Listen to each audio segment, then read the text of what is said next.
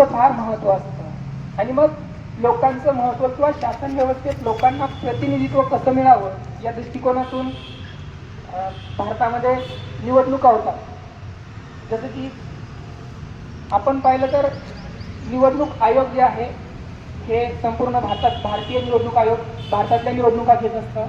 मग त्यामध्ये राष्ट्रपतीची निवडणूक असेल, उपराष्ट्रपतीची निवडणूक असेल किंवा लोकसभा राज्यसभेचे जे सदस्य आहेत त्या सदस्यांची निवडणूक असेल, तसेच प्रत्येक राज्याच्या केंद्रशासित प्रदेशाला ज्या विधानसभा आहेत किंवा विधान परिषदा आहेत त्या सर्वांच्या निवडणुका घेण्याचं काम हे भारतीय निवडणूक आयोग करतं. त्याच धर्तीवर प्रत्येक राज्यामध्ये जेव्हा 1973ला संविधान संशोधन करण्यात आलं किंवा घटना दुरुस्ती करण्यात आली, त्यानुसार ठरवण्यात आलं की स्थानिक स्वराज्य संस्था ज्या आहेत त्या 3 स्तरावर असाव्यात आणि त्यामध्ये त्यांच्या सुद्धा निवडणुका जनतेतून व्हाव्यात.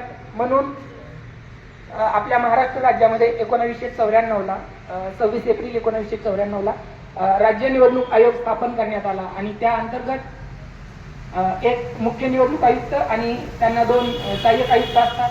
ते संपूर्ण राज्यात निवडणुकीच्या तारखा घोषित करण्यापासून तर अगदी निवडणूक प्रक्रिया पार पाडल्यानंतर निवडणुकीचे निर्णय किंवा निकाल घोषित करण्यापर्यंतची जी जबाबदारी असते या तिघांच्या माध्यमातून सर्व यंत्रणा पार पडत असते. त्यामध्ये मग सर्व शासकीय कर्मचारी वगैरे असतात.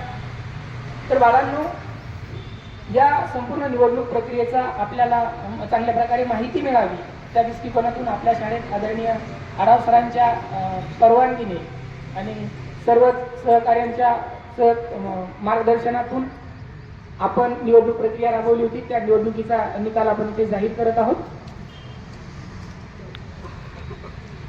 तर एकूण 8 उमेदवार होते निवडणुकीला उभे असलेले.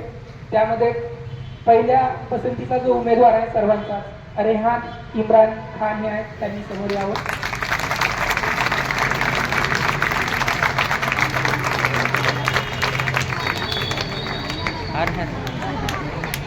अरे रे बाबा, पुढे पुढे